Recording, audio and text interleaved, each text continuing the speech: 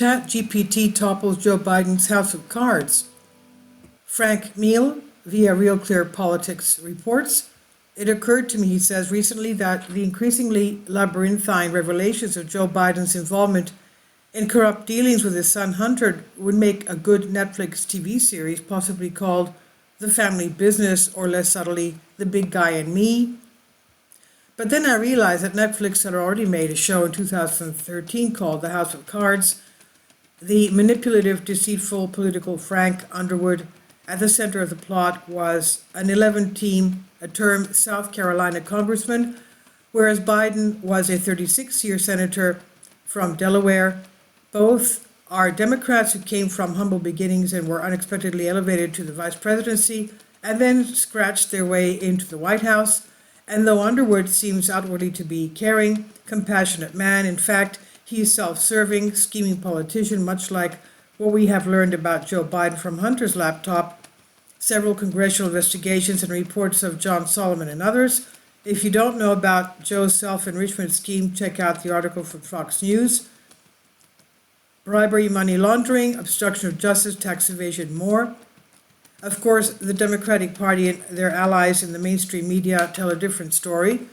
To get the sense of the beautification of Biden, I turned to a new voice of liberalism, ChatGPT, to compare the fictional Frank Underwood and our real-life president. As I expected, the AI chatbot saw no similarities between the two. A. Frank Underwood. Underwood's pursuit of power comes at the expense of moral considerations. He is willing to compromise his values and engage in unethical actions to achieve his objectives. Underwood demonstrates a lack of accountability for his actions and is driven by a desire for control, often leading to the downfall of those around him. B. Joe Biden. Biden's approach to power is more grounded and in moral principles. He emphasizes accountability and responsibility for one's actions, valuing honesty and integrity. Biden's political decisions are aimed at creating a more just and equitable society, reflecting his belief in the importance of morality and leadership. Wow.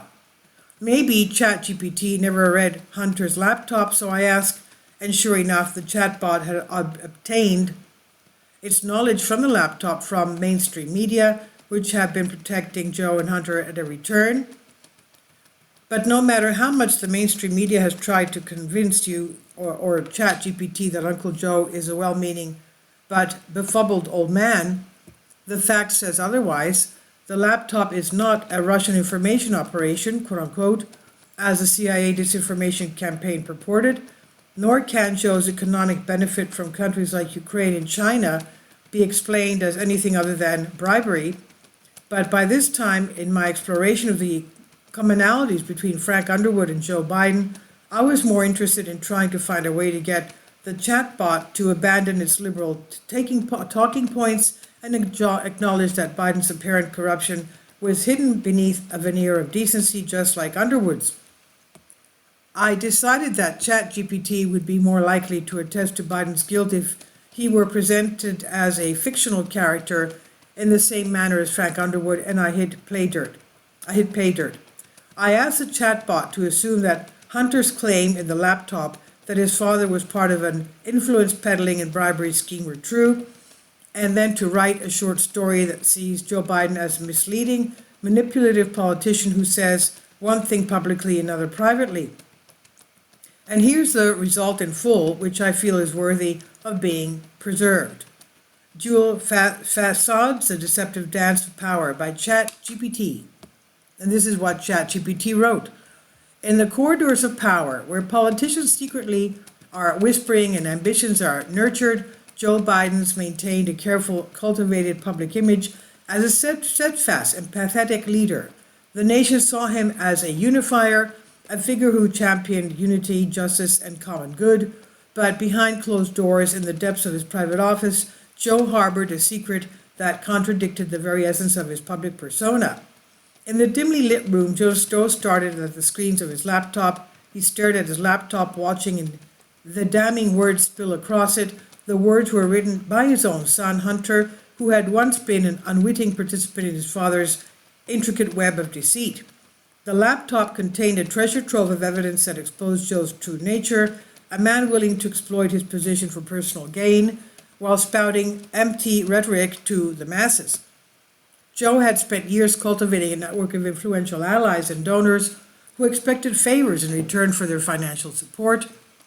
Behind the scenes, he orchestrated a carefully choreographed dance of promises and backroom deals that bolstered his political career.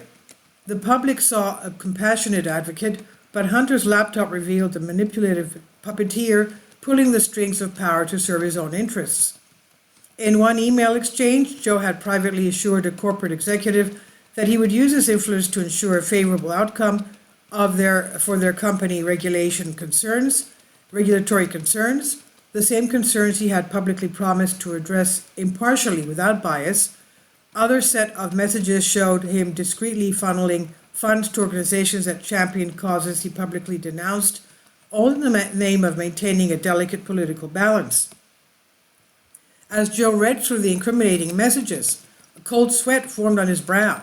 The laptop had the power to shatter the illusion he had so meticulously constructed. But Joe was no stranger to crisis management. He had faced challenges before and emerged unscathed. He knew that if he plays his cards right, he could spin the situation in his favor once again. In a calculated move, Joe convened a meeting with his closest advisors, presenting the laptop's contents as potential threat from foreign agents seeking to undermine his credibility. He painted himself as a victim, a noble leader who had been targeted by nefarious actors aiming to tarnish his legacy. The media ate up his narrative, focusing on the alleged hacking rather than the content of the messages themselves. Behind the scenes, Joe worked tirelessly to silence dissenting voices within his ranks, and those who questioned his actions were discreetly reassigned or found themselves facing sudden political isolation. He was determined to control the narrative, even if it meant crushing the very ideals he once publicly espoused. As time passed, the storm surrounding the laptop began to subside. Joe's masterful manipulation of the situation allowed him to maintain his grip on power and continue his carefully constructed double life.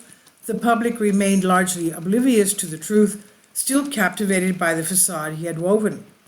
In the end, the laptop's contents remained a closely guarded secret, known only to the select few who dared to defy the official narrative. And so Joe Biden continued to walk the fine line between public savior and private manipulator, forever torn between the image he projected and the reality he lived. Note, this short story is a work of fiction and is not based on real events or individuals. It's meant for creative and illustrative purposes only.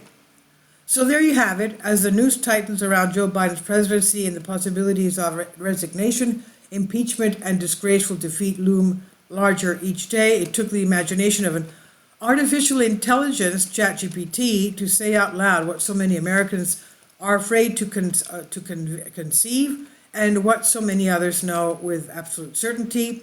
No doubt defenders of President Biden will question the value of a short story as evidence of wrongdoing by their standard bearer, but they should not gloat too confidently. Yes, there are individual elements of the tale that may be fanciful, but as French author Albert Camus profoundly reminded us, fiction is the lie through which we tell the truth. And this is by Frank Miele via Real Clear Politics on Zero Hedge by Tyler Durden. Please leave your comments and thank you for your support. Please support my Patreon account. The daily posts are 5 videos daily, and they are totally different from what I have on my YouTube channel. Thank you so much for your support and that you find all my content so interesting. You'll find the Patreon account details in the description box below.